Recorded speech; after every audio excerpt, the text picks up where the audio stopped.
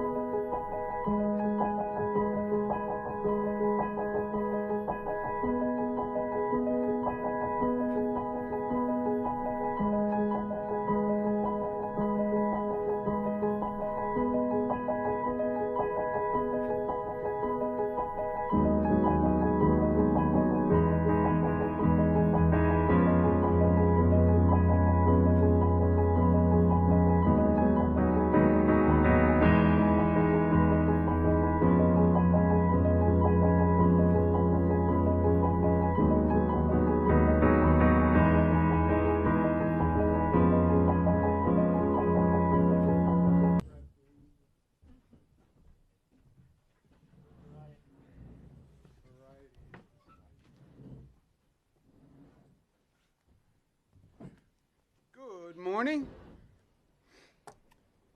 Survived another challenge. Think about this, in this different world. You're a child, you're in school, you're waiting for a snow day, you get a snow day, except you're not in school. Can't even have a snow day. I don't think they have virtual snow days. New world, new times. I want to thank all the first responders who did a fantastic job yesterday, all across the board. It was a dangerous situation. It was a challenging situation. Storm was of near historic proportion, and it was well handled all across the board.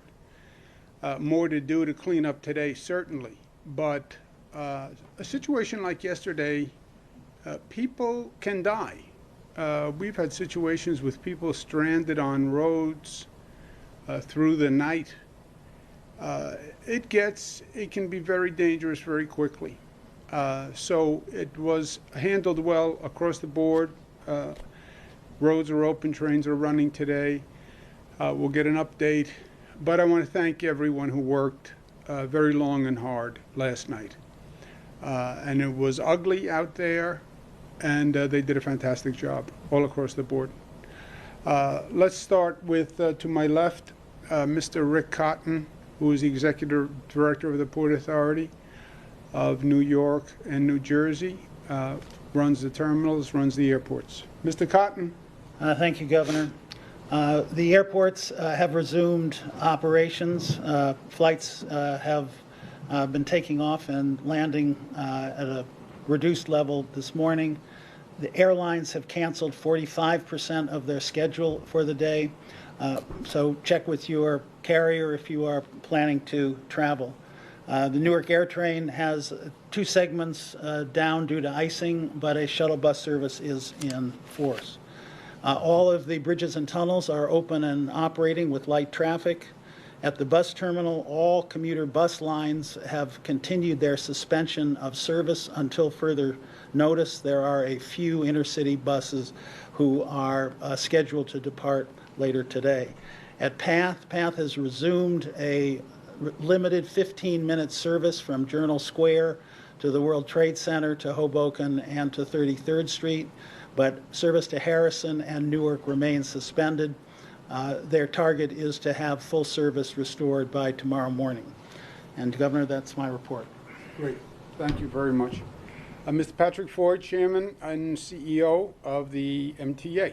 Thank you, Governor. First, I want to start by thanking the thousands of men and women of the MTA who were out there before, during, and continue to be out there, Governor, cleaning and clearing.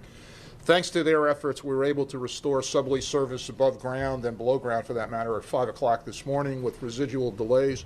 Long Island Railroad began running weekend service at 4 a.m. and Metro North's first trains commenced around the same time regular service. Buses continue to operate with reduced service today. As for bridges and tunnels, the empty and tandem tractor-trailer ban was lifted at 6 o'clock in the morning.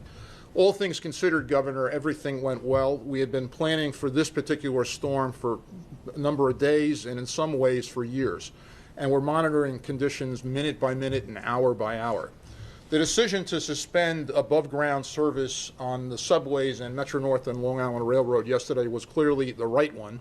Some subway cars en route prior to cessation of above-ground service did get caught in snowdrifts. One in particular needed to be dug out. In terms of snowfall, this is one of the most extensive snow events in the history of New York City, so our crews had an incredible job in front of them.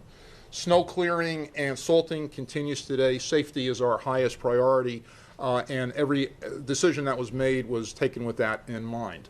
Ridership, Governor, was light during the storm. Subways saw approximately 11% of pre-COVID ridership and about 30% of current ridership. Buses carried about 13% of pre-COVID ridership. We continue to advise New Yorkers to continue to stay home and avoid unnecessarily travel while the cleanup continues today. Earlier this morning, there was a water main break, a city water main at 96th Street on the west side, which temporarily affected service on the 1, 2, and 3 lines. But Sarah Feinberg and her team have gotten that resolved. Crews acted quickly and worked with New York City DEP to get service up and running. Again, I want to give an incredible shout out to our incredible workforce who once again showed their mettle. Sarah and her team had literally nearly 10,000 people working out clearing snow. Long Island Railroad approximately 2,000 and 1,600 approximately for Metro North. I also want to give a shout out to our partners in the sanitation department of the city of New York who closely coordinated plowing activities with our buses. Finally, there's another storm on the horizon, and we're confident we can handle whatever comes our way. Thanks, Governor. Thanks. Thanks for that last point, just in case we forgot. Another storm. What a surprise. Who'd have guessed? To the head of the New York City Transit Authority, Sarah Feinberg. Thanks, Governor. All great points from Pat. I'll try not to repeat you. As always, New York City Transit workforce rose to the challenge, started prepping and planning days ago for the double whammy of first the extremely frigid temperatures at the end of last week and into the weekend, and then the snow. We continued to operate underground service throughout the storm. As Pat said, over 9,500 employees, hourly managers, and supervisors were deployed to respond to the storm, keeping stations, tracks, and yards operational and clear of snow. Every station, 472, were sanded, salted, and shoveled. Several passes of snow removal were completed at above and below ground stations through the storm. To the extent that we have residual issues this morning, some of those are related to continuing to clear stations. Crews are still out today working through that. We had more than 100 portable snow blowers and throwers out, deployed over 40 pieces of snow fighting equipment. We operated sweeper trains with ice scraper shoes to assist with clearing ice on the third rail, responded to 52 switch malfunctions. Maintenance of way dug out the tracks at 68 locations where heavy snow is accumulating, and dug out by hand 8 revenue trains and 1 de-icer train. Countless service delivery crews were digging out the stop arms of signals by hand. We maintained 20 major yards by continuously clearing the tracks and keeping signals operational. I want to thank our customers for their patience while we took these measures to keep them safe and closed above ground service. On buses, as Pat said, 13% ridership. I think the decision to provide reduced service yesterday in order to remove the articulated buses and chain all 40-foot buses enabled us to continue to provide service throughout the entire event. We have some routes across the city still with minor detours as sanitation completes the snow clearing efforts. As Pat said, looking ahead, we're closely watching the weather forecasts for the next storm. But my huge thanks to the men and women of New York City Transit who once again got us through. Thank you. Well said. Mike Copey, who is the director of our emergency efforts statewide. Mr. Copey. Thank you, Governor. Just a quick update on the snow. Although it's not snowing here in the metropolitan New York City area, it continues to snow in different places across the state. Over the next 12 hours, we expect to see another 10 to 12 inches in the North Country and Plattsburgh. Through the Syracuse, Finger Lakes region, we're going to see 6 to 8 inches. And the other points north of the Catskills and even the northern suburbs should expect to see another 1 to 3 inches before the snow ends. During the course of the event, the state police handled over 300 accidents throughout the state, including a fatal snowmobile accident in Orange County. A Department of Transportation truck was involved in an accident with somebody on the road, resulted in minor injuries, and a state trooper who was assisting a disabled motorist in Seneca County was injured also. Fortunately, everyone there sustained minor injuries. Just for those who may be venturing out today to the state parks, I'd ask you to please check the park's website. Due to the snow, there are a number of facilities that are still closed at this point. Just following up on what Pat said also, we have not one but 2 storms that are coming in, and so I just ask the public, it's always best to prepare early. We're expecting some form of winter precipitation on Friday afternoon. That'll be downstate and parts of upstate. And Sunday for Super Bowl Sunday could be another larger snowstorm that we're tracking right now. So from a preparedness standpoint, it's always best to prepare early. Governor, that's it. We continue to be prepared. Thank you. Thank you, Michael. I also want to thank Rick and Pat and Sarah, because we still have more snow moving upstate. The storm is moving north, and they've agreed to go work in upstate New York today and help them with their snow issue, so I want to thank them very much. Kidding. Only myself and Mr. Copey do that. As everyone has said, thank everyone who did a great job. And, you know, we tend to think that snowstorm, it's an inconvenience, it's a problem, things close, it's a problem shoveling snow. These can be deadly events if they are not handled correctly. If you don't get the roads cleaned properly, people have accidents, people die. If you don't get the roads cleaned properly, as I mentioned before, people get stranded. And if you're stuck in a car in a highway overnight, it gets very dicey very quickly. If you get stuck in a train overnight and it gets cold, it gets very dangerous very quickly. So they did a great job, and we thank them, and more storms coming. But that is the period of life that we are in, right? We're in a period of storms and attacks and assaults. Let's go to one of them. Today is 339 since we've been dealing with COVID. These are the COVID numbers today: 5.47, 7-day average 4.9, 146 people passed away. They are in our thoughts and prayers. Hospitalization up 64, ICU up 3, intubations up 17. This is the percentage hospitalized. Long Island, we've been talking about. And the Mohawk Valley has been problematic, but Long Island has been problematic for a period of time. Highest positivity, Long Island and Mid-Hudson. In New York City, highest positivity, the Bronx, 6.4, and that has been for a period of time. And again, there's a significant difference. You look at Manhattan, look at Staten Island. We've made good progress in Staten Island, and I want to thank the Staten Island community for that. But the holiday surge has tapered off, and we are on the decline. 4.95. That's the first time we've had that low of positivity since the beginning of December.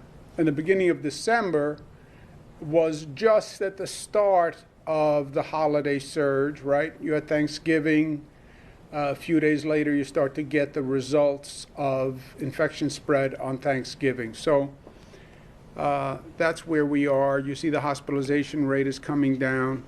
Vaccines, we've done now over 2 million vaccines. First dose is 1.6, second dose is 385.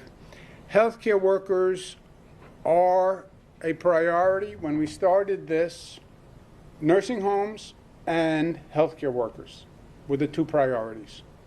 Nursing home workers, we have vaccinated, and then it was hospital workers. Why hospital workers? Because they're the nurses, they're the doctors, they're the people who are exposed to COVID the most. If they get infected, they're super spreaders. And if they get infected, the hospitals will close. We've seen this all across the board. Hospital capacity is the key. Hospital capacity, if you get into trouble, it's going to be because they don't have enough staff, not because they don't have enough beds. They won't have enough staff. They won't have enough staff because the staff got sick. So vaccinating healthcare workers. When we started off at about 63%. We're now at 75%. That's a great progress, and I want to thank the hospitals. We still have a differential, and it's a dramatic differential, and to me, it's all but inexplicable. Some hospitals in this state, some hospitals in all regions of the state have done 100% of their frontline staff. Some hospitals are 39%, 40%, 42, 44. Hospitals within the same region go from 100% to 40%. How can you have a situation in New York City hospitals, sometimes in the same system, where some hospitals are at 100 and some are at 40? The local health departments need to focus on this. Work on those low-performing hospitals to get the vaccinations up. And that'll make a dramatic difference, because these will be the hospitals that will get into trouble if we have a significant outbreak in COVID again. So please, local health departments, focus on that. On vaccines, we say vaccine is a supply issue. That is a little bit shorthand. Yes, from a state's point of view, it's a supply issue. We have 7.1 million people who are eligible. We have 300,000 doses per week that we get. Do the math. It's a supply issue. We have an extensive distribution chain. Private pharmacies, local governments, hospitals, mass vaccination sites, which are the single most productive vaccination distribution mechanism. So we have the distribution, we just don't have the product, right? The shelves are empty. There's nothing we can do about that. That is dependent on the federal government providing us with a weekly allocation. Well, why doesn't the federal government provide us with more? Because the federal government isn't making this in the White House. The federal government is buying it from the private pharmaceutical companies, Pfizer, et cetera. So they have to increase supply by increasing the production by the drug companies. And the White House has been working on that. President Biden has made it a top priority. We had a meeting this morning with the White House officials, with the governors across the state, and we actually got good news. Federal supply will increase again. If you remember, the federal government increased the supply to the state, what we call the state allocation, 16% last week. And they said that 16% would continue for 3 weeks. That was also a big deal, the knowing what we're getting so we can actually plan. Otherwise, we were going week to week, and it was a surprise every week. This week you're going to get 250, this week you're going to get this. So knowing what we get 3 weeks in advance is very helpful. knowing that we're going to get an increase is very helpful. The increase is now going to go from 16 to about 20% as a direct allocation. That means the state will then turn around and supply 20% additional to the local governments. So they can count on an additional 20% in the coming weeks. That's the 16 plus the 5, 21, rounded to 20%. So that's good news.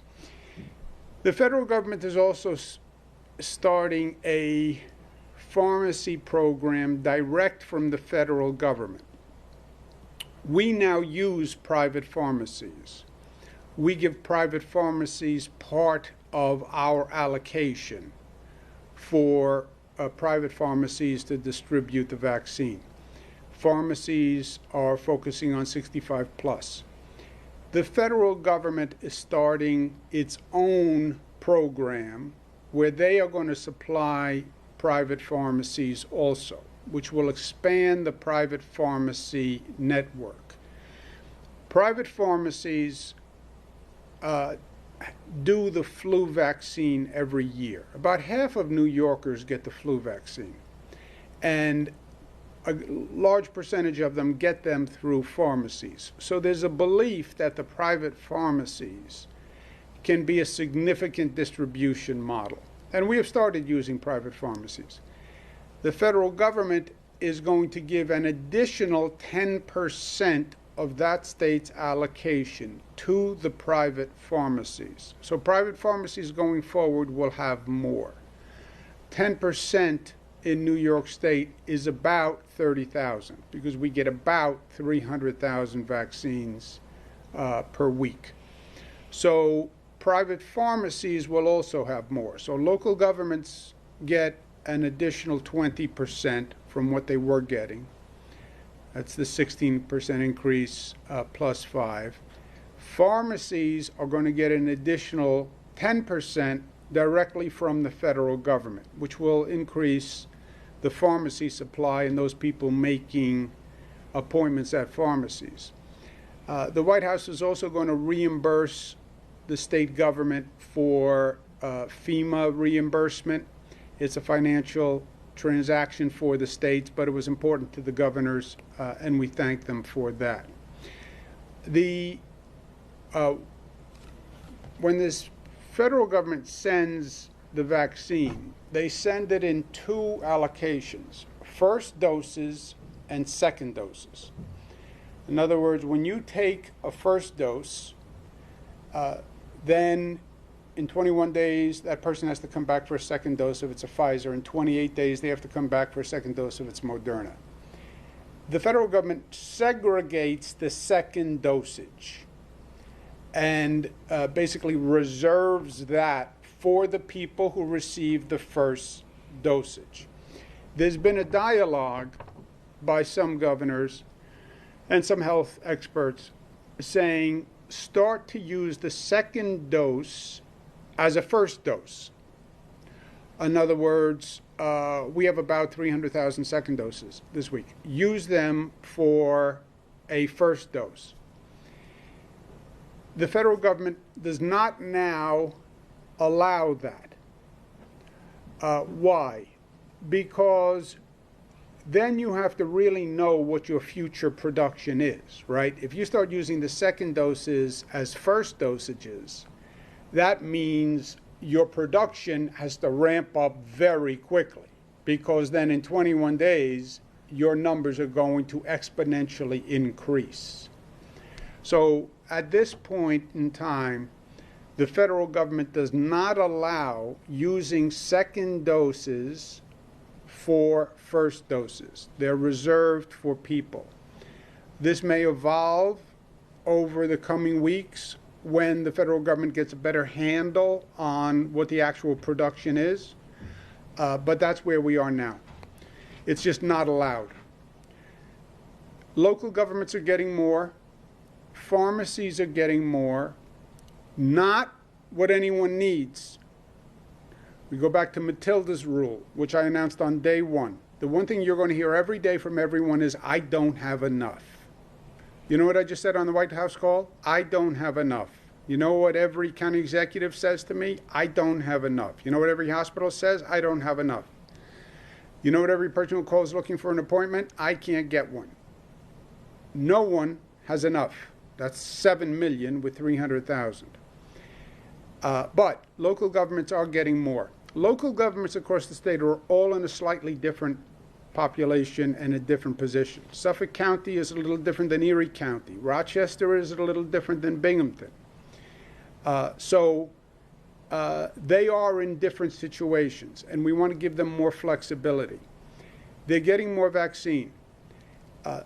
If a local health department, county government, wants to add to their what's called 1B prioritization, if they want to add developmentally disabled facilities, if they want to add taxi drivers, Uber drivers, restaurant workers, they can do that if they think it works within their prioritization locally. In other words, some localities have already done a large percentage of their police, their fire, their teachers.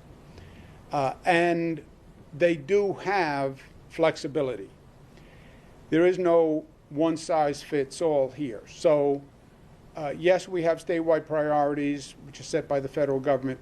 But if a local government is now getting more and they believe in their local circumstance, they want to prioritize taxi drivers, Uber drivers, because they think that's been a problem, or developmentally disabled facilities, or restaurant workers, they have that flexibility.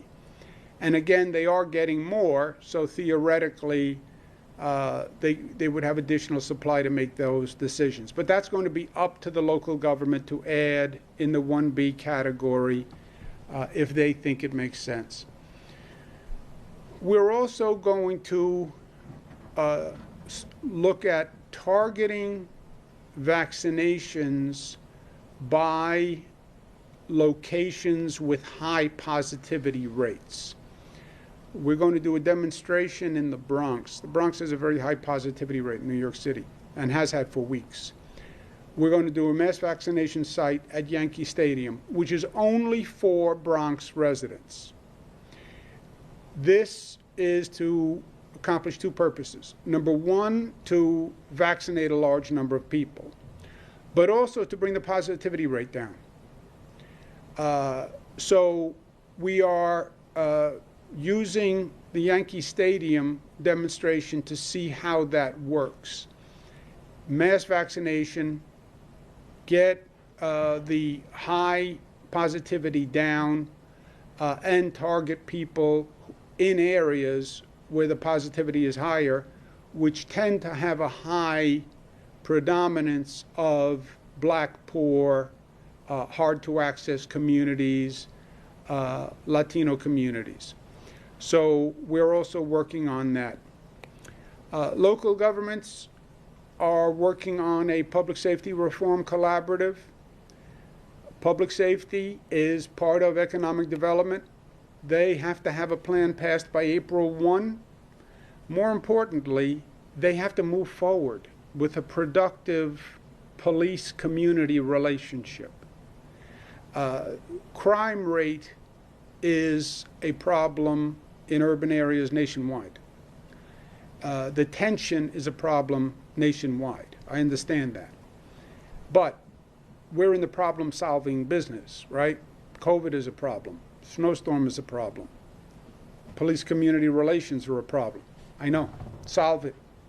And they have 58 days left to pass a new plan.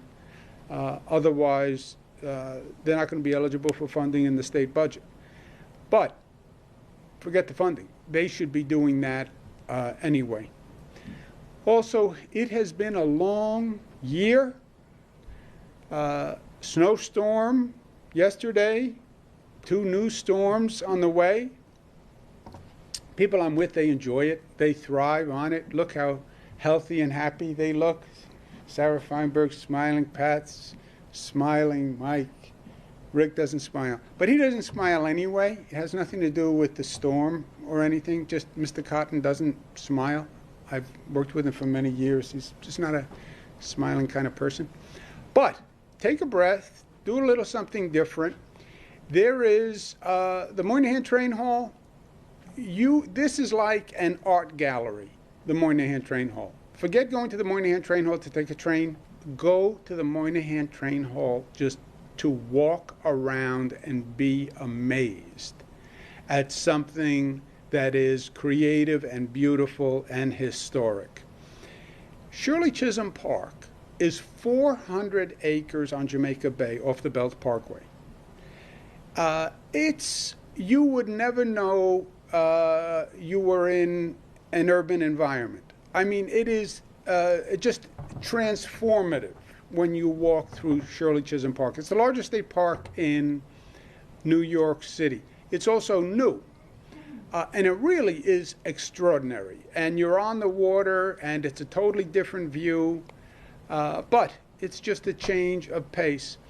And Pier 76 in Manhattan, this is, the West Side will see construction activity in the coming weeks. It's going to be turned into a public space. It has been a toe pound for many, many years, and the West Side was saying it's a beautiful pier that goes out into the Hudson. So we're going to have that finally as a public space. So take a breath, little change of scenery, and yes, it's been hard. Yes, it's been hard. And yes, we're going to get through this together. And we are getting through this together. And the vaccine is coming. And we got through the snowstorm. And I believe in New Yorkers. I just believe in New Yorkers and their ability to overcome and their ability to accomplish. And that's what we've seen day after day after day. That's what we've seen over the past few weeks after the holiday surge. So let's keep going. And one day we'll look back and it will be a distant memory and we will be the better for it. Let's take a few questions, operator. Thank you, Governor. If you would like to ask a question, please use the raise hand function at the bottom of your window. We'll take a brief moment to compile the Q&A roster. Governor, your first question comes from Marcia Kramer of WCBS TV. Marcia, your line is now open. Please unmute your microphone.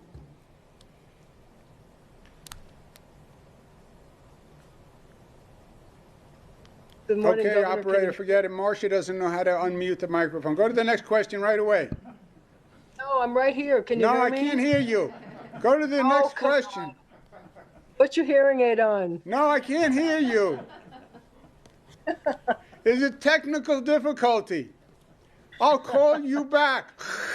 I'm losing you. I can't. I'm not holding my breath about you calling me back, so I'm going to ask the question now.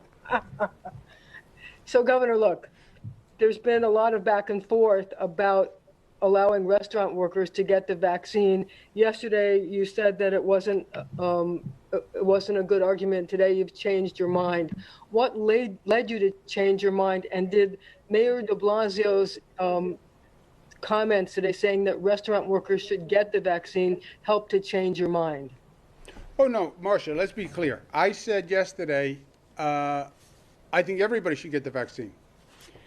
It's a practical problem of supply and demand.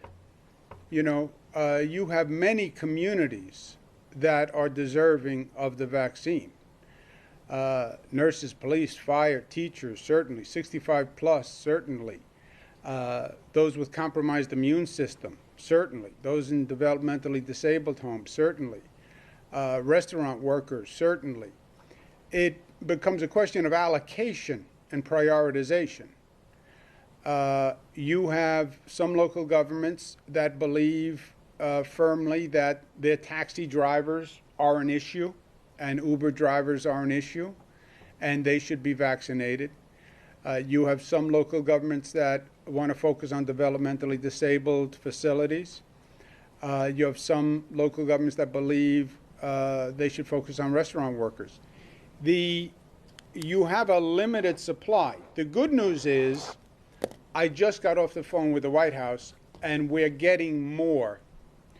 We're getting more for the local governments, and we're getting more for the pharmacies.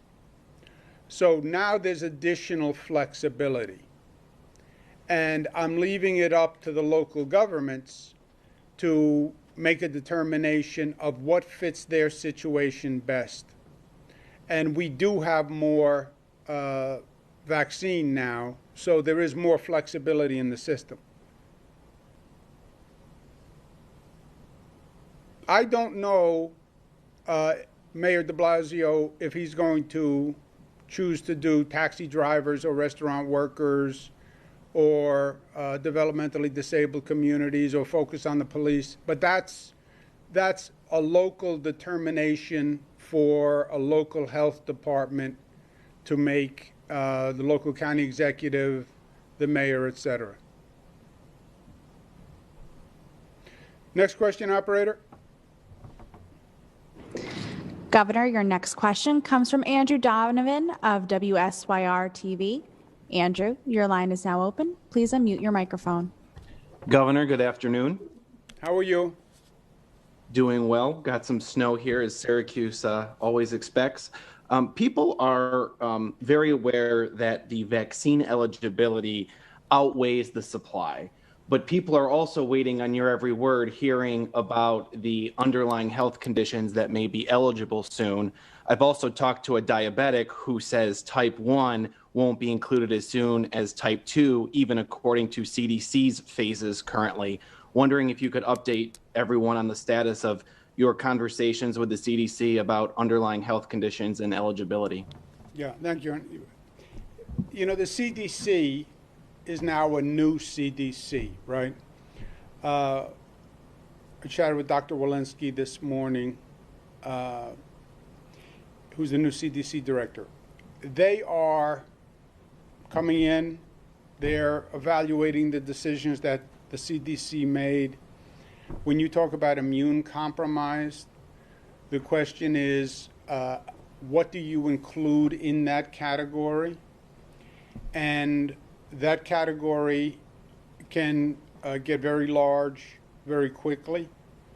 The prior CDC guidance on immune compromised, and I don't know the specific difference between diabetes 1, diabetes 2, on what they decided, but it's about 4 million people in New York State. Just to give you an idea of the scale, we're now at 7 million people. We only have 15 million people eligible. If you add 4 million people immune compromised, you're at 11 million of 15 million, and you're still only getting 300,000 dosages per week. So it becomes a question of, okay, everybody's available. Nobody can get it. That's part of what I believe the Trump administration did. 65 plus, everybody's eligible. 1A, 1B, 65 plus. Everybody's eligible. That's the good news. Bad news is we don't have any vaccine. Well, then what does eligibility mean if there's no availability? Eligibility without availability is illusory. And not only illusory, I believe it's counterproductive, because now you create additional anxiety. Now you have 7 million people chasing appointments for 300,000 doses every week. Now I'm sitting at my phone, dialing and redialing at my computer, going from website to website. Why did you create this anxiety? But we are where we are. I don't know what the CDC is going to decide about the new guidance, but you would need a significant additional supply, because we have 7 million eligible. We just hit 2 million doses. So we're not even a third of the way there, right? on the current eligible population. To now say to 4 million people, okay, you're eligible too. But, we're nowhere near being able to get to you. It's meaningless.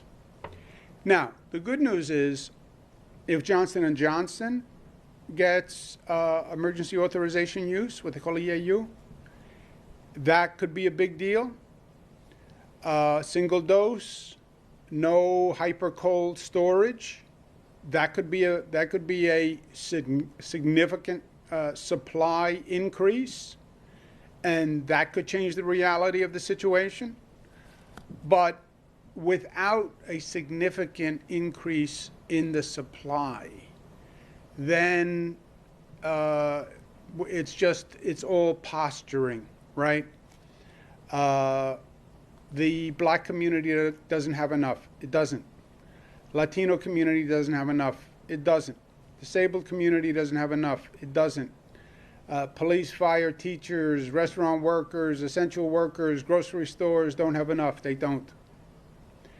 It's all true. You do the best you can with what you have, but let's recognize the reality. Next question, operator. Governor, your next question comes from Sasha Pezenik from ABC News. Sasha, your line is now open. Please unmute your microphone. Hi, Governor. Thank you for taking my question. This is in regards to the pressure that a lot of public health officials have been feeling in New York and across the country. There has been reporting about staff leaving from your department as well as in a lot of other areas. Can you speak to what the cause of this is? Are you a difficult boss to work for? Is it the pressure of the job? Is it COVID fatigue? There are a lot of factors at play. Yeah, I think you have to take a step back. This COVID situation is unlike anything people have dealt with before. The response to it has been incredibly challenging and different. It's collaborative. It's health departments, it's logistical agencies, it's all of the above. It's highly stressful, highly challenging, highly exhausting, highly fatiguing. It's not what a lot of people signed up for. It's not what a lot of people want to do. It's not what a lot of people can do. So it's all of the above. It's been nothing like it. Hopefully there'll not be nothing like it again. Let's take one last question. Governor, your last question comes from Andrew Sif from WNBC. Andrew, your line is now open. Please unmute your microphone. Governor, good afternoon. Hope you're doing well. Doing very well, Mr. Sif. Going to go home and go to sleep now. Yes, indeed. My question for you has to do with the cancellation of vaccines today. Given that the MTA was able to get service started, the roads are clear, things are in much better shape today, was it a missed opportunity to reopen some of the big vaccine hubs this afternoon? And might that change your approach with other winter weather ahead? In other words, couldn't we have gotten some folks vaccinated today? The mass vaccination sites downstate are closed today. No, Andrew, we were looking at a very dangerous storm. People need to make these vaccine appointments. I don't think it was right to say to them yesterday in the midst of a snowstorm, by the way, you have to be at a vaccine site tomorrow morning. Frankly, we didn't want a lot of people on the roads this morning. We were still clearing roads this morning. And the appointments will be honored. That will be done. Don't worry about losing your appointment. And again, we have more distribution than supply. We don't have distribution problems, Andrew. We have supply issues. Those people who have an appointment, they have a supply. That supply is not going anywhere. So don't worry about that. But yes, it's a day delay. You know me, Andrew. I don't like any delay. the doctrine of constructive impatience, but public safety comes first, and it wasn't worth the risk to have people out on the roads today. And yes, they did a remarkable job in clearing roads and getting the subways up and the rail up, but it wasn't worth the risk. And tomorrow we'll be back at business, and that's it. Thank you all New Yorkers for the help. Thank you all New Yorkers for cooperating. People stayed off the roads. They stayed off the rail. It allowed everybody to do their job. Another great New York success. Thank you, guys.